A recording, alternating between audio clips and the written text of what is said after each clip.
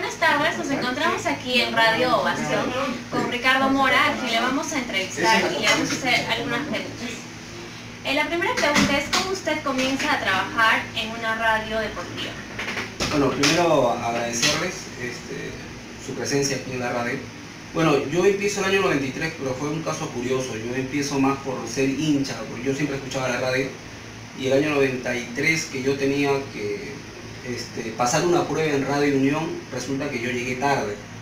Y como llegué tarde, al final me desanimé subir los 14 pisos donde quedaba la radio. Y al final, porque yo había ido con dos amigos, mis dos amigos, resulta que pasaron la prueba y se terminaron quedando en la radio. Entonces, un poco que me generó una especie de piconería. Y dije, me voy a presentar en una radio que se especializa en deportes porque me gustaba. Entonces, me acuerdo que me presento ante Miki Rospigliosi, que era el director en ese tiempo del programa, no era radio todavía. Y fue un partido que jugó Alianza con el equipo del Deportes Arica, donde venía un jugador peruano de apellido Ortiz. Termina el partido y yo me presento con Miki, le digo quién era y qué es lo que sabía. Me empezó a hacer una serie de preguntas y me hizo venir a las semanas para que yo pasara una prueba. Y fue así como me quedé en la radio. O sea, te hablo del año 93, cuando tenía 17 años. Wow. ¿Y cuántos años lleva trabajando como locutor y cuáles considera usted que fueron sus principales aportes? Mira, yo lo felicito porque ustedes son jóvenes y están estudiando. Yo empiezo a trabajar en la radio cuando tenía 17 años, pero no había estudiado periodismo y era algo que a mí me generaba una especie, no digo de complejo, sino no me sentía bien, porque cuando me preguntaban ¿y tú qué eres? Decía, trabajo en una radio, pero nunca decía que era periodista. Por eso felicito a los jóvenes que hoy en día prefieren profesionalizarse y de esa manera le vamos dando una jerarquía también a esta labor. Y básicamente creo que lo mío ha sido un poco el tema de la continuidad, porque si hay una característica de la radio es el tema de la dinámica. Pueden hacer la comparación entre las transmisiones, por ejemplo, que hace RPP u otras radios, siempre va a haber una diferencia, nuestra dinámica, la rapidez, y eso no es de ahora, sino es un poco la continuidad de lo que fundó Alfonso Pocho Rospigliosi en cuanto a sus transmisiones siempre rápidas, de diferentes escenarios, con la continuación de Miki. Bueno, ya ha desaparecido Miki, los que tuvimos que asumir eso nos hemos logrado adaptarnos, y quizá en el tema de los más antiguos estoy yo en lo que se refiere a transmisiones, en lo que es conducción. Y eso quizás sea lo que más le ha aportado a la radio o al periodismo. Seguir esa línea, no perder esa línea porque es nuestra característica. ¿Qué es lo que más le gusta de su trabajo actual? Te voy a ser sincero, ya no me gusta tanto porque el trabajo de periodista te atrapa tanto que a veces te pone unas disyuntivas, si es tu trabajo o tu familia. O sea, para el que le gusta el periodismo y quiere trabajar en un medio, tiene que gustar, amar esta profesión, porque si no vas a perder muchas cosas. Yo antes de trabajar en la radio, yo trabajaba con mi padre y solía descansar sábados y domingos y la pasaba con mi familia. Pero eso es casi algo que está en el rincón de los recuerdos, porque básicamente transmisiones hay sábado y domingo y eres prácticamente esclavo de tu trabajo. Yo recomendaría a alguien, si quiere meterse en el periodismo, ingresar a esta labor, que realmente la ame, porque si no se va a terminar un poco decepcionando, porque el trabajo te atrapa bastante. O sea, requiere bastante dedicación. Sí, y sabes que te vas a desprender de algunas cosas, ¿no? Eso es definitivo. ¿Cómo se elaboraban las programaciones deportivas cuando usted empezó a trabajar? Yo cuando empecé a trabajar, aquí éramos cerca de 12 reporteros. Yo era el último reportero, me acuerdo que estaba Víctor Blas, Alan Díez, Miguel Gutiérrez, Érico Soles, que estaba empezando, Julio Ruiz. Éramos 12 reporteros y yo era básicamente el último. Entonces, en el tema de programación, como yo era el que sobraba, tenía que adaptarme a donde me pusieran. En cambio, los reporteros más antiguos un poco que sabían a qué partidos les podía tocar, ¿no? Solo como anécdota, hoy en día, por ejemplo, están haciendo una filmación con un celular. Antes era muy complicado porque para hacer una comisión o ir a un entrenamiento tú tenías que hacerte presente. Hoy en día puedes hacer una nota vía celular, lo grabas con tu WhatsApp, no necesitas ir al lugar. Eso es una facilidad para los jóvenes hoy en día. Bienvenida a la tecnología porque nos permite incluso la comunicación que sea más rápida. Pero en aquellos tiempos tú tenías que ir al entrenamiento y había equipos que entrenaban en Campomar, otros entrenaban en Chorrillos. Y los nuevos siempre pagan derecho de piso, o sea, te mandan a los lugares más lejos, ¿no? Y yo básicamente tuve que pasar una etapa como de 6 meses para que recién me pudiesen de repente ser considerado en el tema de transmisiones, porque antes difícilmente tú de arranque empezabas en una transmisión, tenías que pasar todo ese proceso. Claro, por ejemplo, yo vi la película Tinta Roja, en donde ahí se ve cuando uno recién comienza y todo lo que tienes que pasar y empiezas desde abajo, pero cuando uno es perseverante llega a lograr todo lo que en verdad desea. Yo te voy a contar una anécdota. Han cambiado los tiempos porque antes, cuando tú te presentabas en un trabajo y de repente te encontrabas con muchos jóvenes, había una palabra que te podía terminar de decepcionar. Cuando el que te tomaba la prueba te decía, mira, no te preocupes, yo te llamo. Eso de yo te llamo era sacarse de encima a la persona. Y a mí resulta que me pasó algo curioso con el productor. Como éramos tantos reporteros, yo pasé la prueba y me dijo, mira, somos bastantes. ¿Qué te parece si me dejas tu número y te llamo? Y en una cuestión de picardía yo le dije que no tenía teléfono.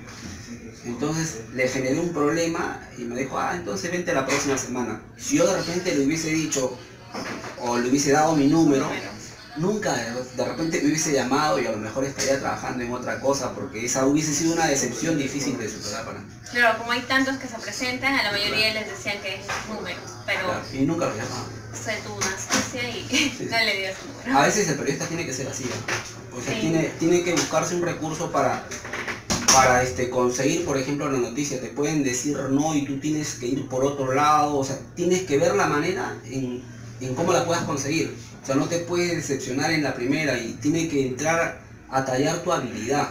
Y hay cosas que sí, a veces no las aprendemos en la universidad, las aprendemos más en la calle, de IBS. El periodista tiene que ser vivo, o sea, tiene que buscar el ángulo que para los demás de repente es imposible encontrarle, para llegar finalmente a tu objetivo.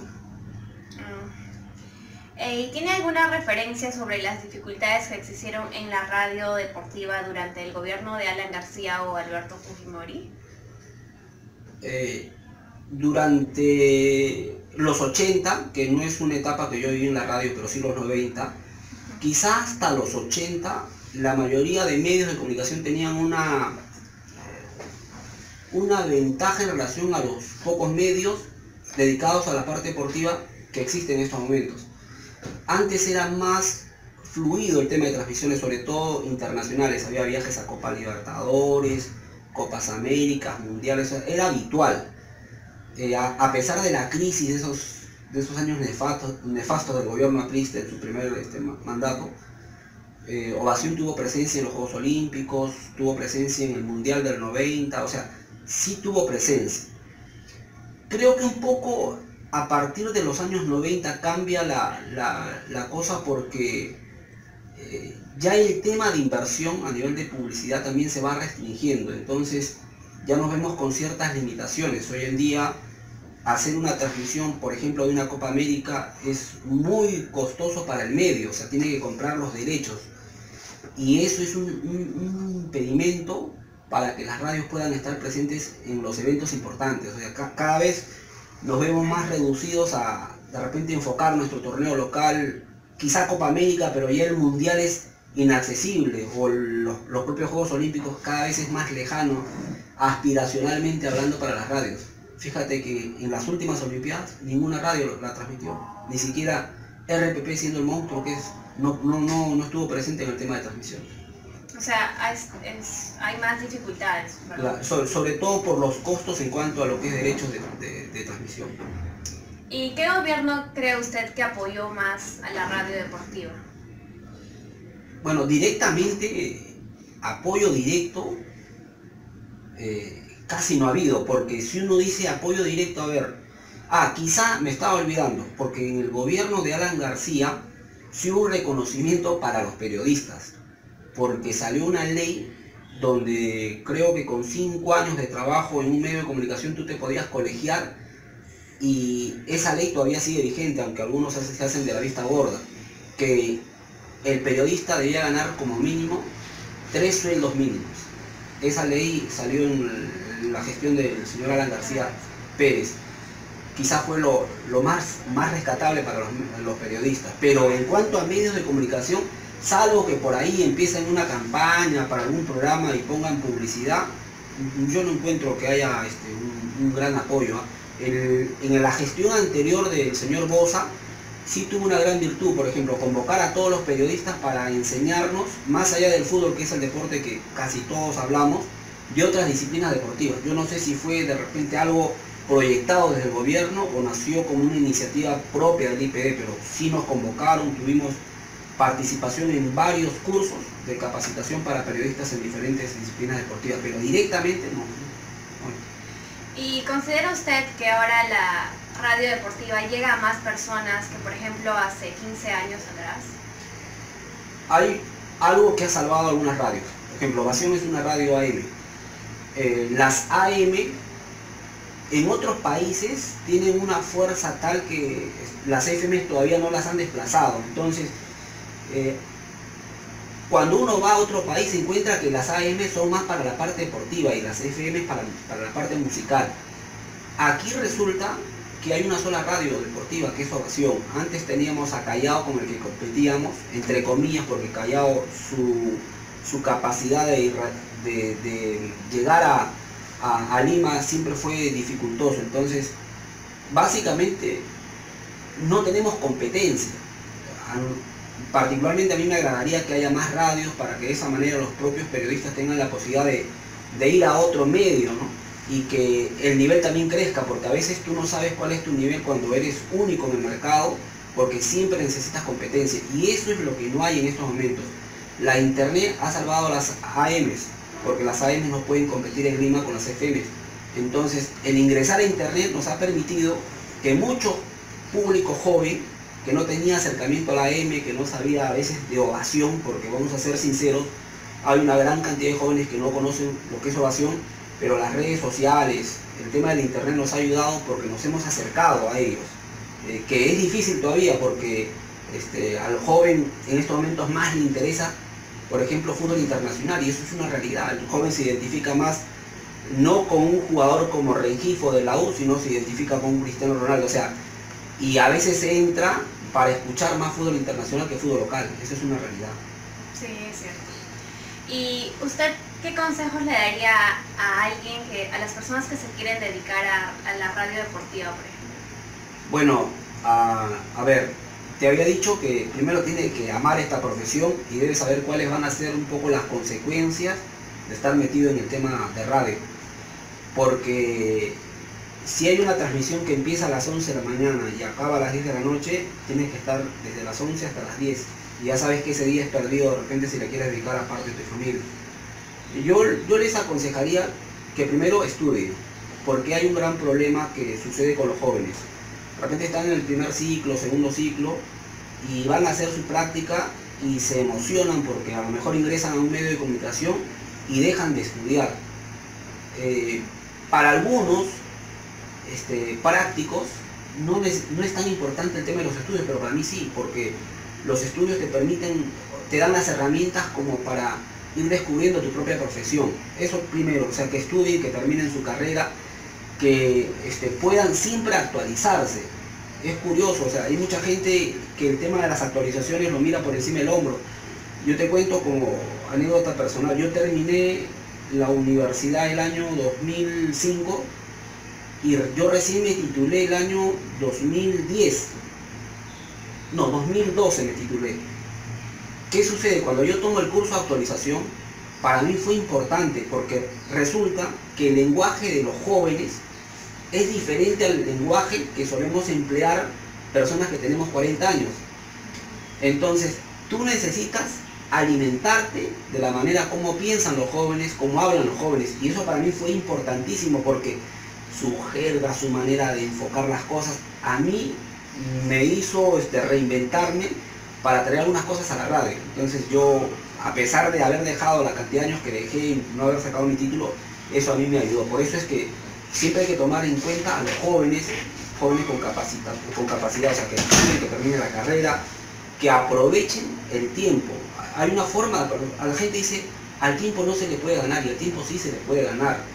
Si por ejemplo hay jóvenes que están en el cuarto ciclo, puedes ir tú ya practicando, le estás ganando el tiempo, porque cuando termines tu carrera vas a ser una persona que tiene conocimiento de la realidad de tu trabajo, entonces sí le puedes ganar el tiempo. Yo veo a muchos jóvenes que a veces van a estudiar y es como una especie de obligación, o sea, cuando a lo mejor tendrían que disfrutar ese momento de los estudios, porque para mí el estudio es disfrutar, porque en ese instante, si tienes un padre que te mantiene o tienes la posibilidad de que alguien sustente tu carrera, tú tienes que disfrutar tu carrera, porque una vez que termines tu carrera, cuando entres a trabajar, vas a lamentarte del tiempo que no vas a tener de disfrutar, que es muy valioso en la época de estudiante.